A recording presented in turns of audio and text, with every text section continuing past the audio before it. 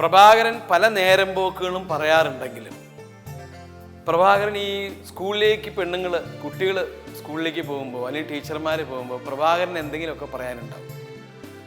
ചില കുട്ടികളോട് പ്രഭാകരൻ നേരിട്ട് എന്തെങ്കിലും സംസാരിക്കും.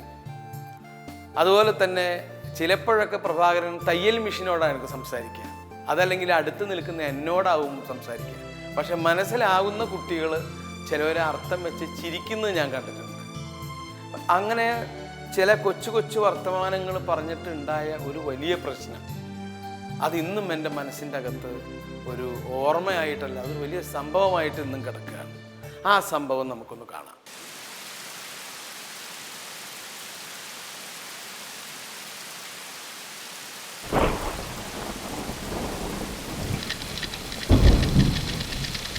ഓ, ഇത് എപ്പോ തുടങ്ങിയതാ ഈ മഴ? മഴ പെയ്യട്ടടാ ഇന്നസെന്റ്. ഞാൻ പറയണത് മഴ എങ്ങനെ പെയ്താൽ പോരാ, കുറച്ചുകൂടി ശക്തമായിട്ട് പെയ്യണം. അതെന്തിനാ പ്രഭാകരേട്ടാ? ഇങ്ങനെ മഴ പെയ്താ കണ്ടില്ലേ, ഒരു കുടയിൽ 2-3 പെൺപിള്ളേർ വരെ സുഖമായിട്ട് നനയാതെ പോകയാണ്. അല്ല പ്രഭാകരേട്ടാ, ഇതാ ആ പെണ്ണുങ്ങളെല്ലാം നനഞ്ഞു തന്നെയാ പോണത്. എടാ, ഇതൊക്കെ വല്ല നനയിലാണ്. നനയുന്നെങ്കിൽ നനഞ്ഞ് കുതിരണം. അതിന് നല്ല മഴ വേണം. അപ്പം നനഞ്ഞ വസ്ത്രങ്ങളെല്ലാം ഒട്ടിപ്പിടിച്ചിരിക്കും. അപ്പം കാണാനൊരു ചന്തം ഉണ്ടാവൂടാ. അത് ശരിയാ. അത് ശരിയാണെന്നല്ല, അതാണ് ശരി.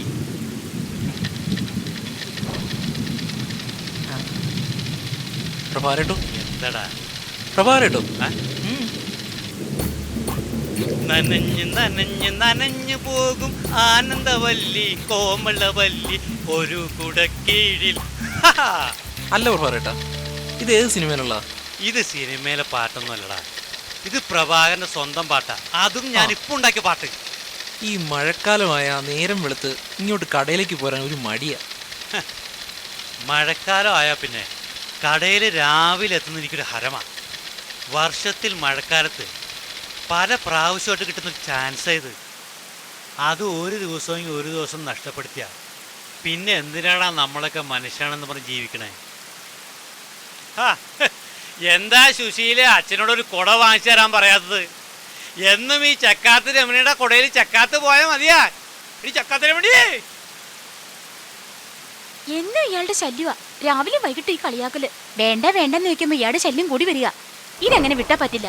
മിനിഞ്ഞാന്നൊരു കുട്ടി കരഞ്ഞോണ്ടാ പോയത്. എന്താ ശാരദ ഒറ്റക്കുള്ളൂ?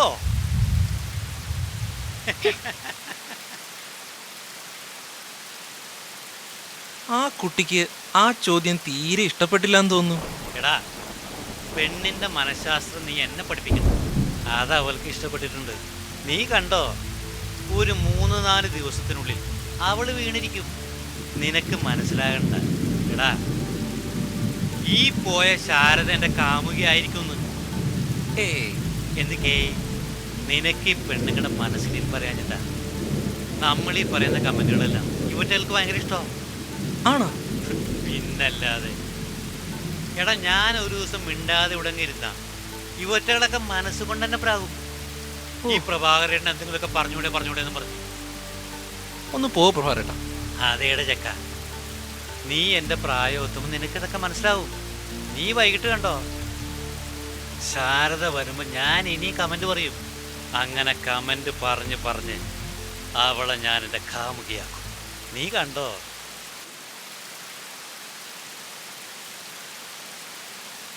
അല്ല പ്രഭാകരേട്ടാ, ആ ശാരദ ഇപ്പോ വരില്ലേ? അതിനെന്താ, ശാരദ വന്നോട്ടെ. ശാരദ പ്രഭാകരേട്ടൻ കമന്റ് അടിച്ചില്ലേ? അതെ, ശാരദ വന്നപ്പോൾ ഞാനൊന്ന് കമന്റ് അടിച്ച്. അപ്പോൾ അവൾ എന്നെ വിരട്ടി നോക്കിയിട്ടൊന്ന് പോവുകയും ചെയ്തു. അത് നീ കണ്ടല്ലേ?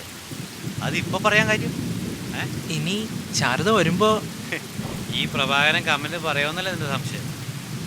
അതെ. എന്നാൽ ഇത്ര നാൾ എൻ്റെ കൂടെ നടന്നിട്ട് എന്നെ നീ മനസ്സിലാക്കിയില്ലൂടെ ഇന്നസെൻ്റ്?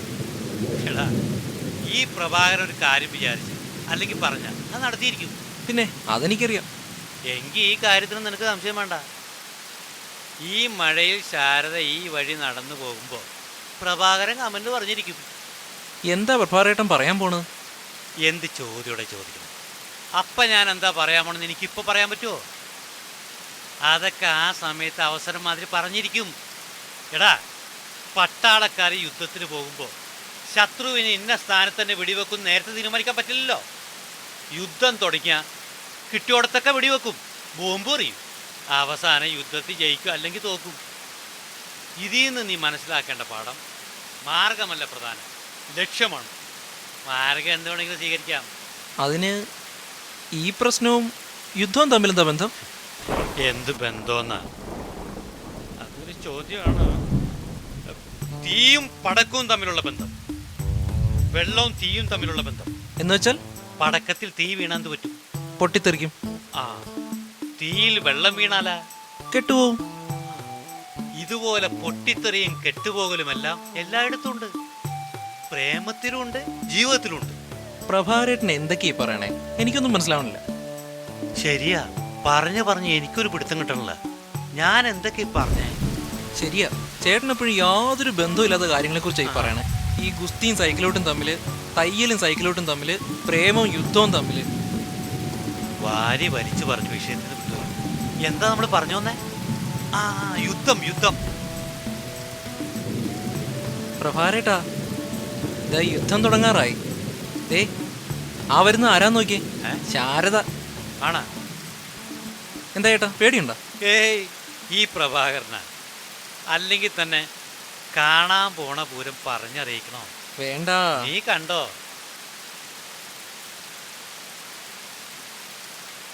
എന്താ ശാരദയെ തണുക്കുന്നുണ്ടോ? എനിക്ക് തണുക്കുന്നുണ്ടെങ്കിൽ ഞാൻ സഹിച്ചോളാം, താനത് അന്വേഷിക്കണ്ട.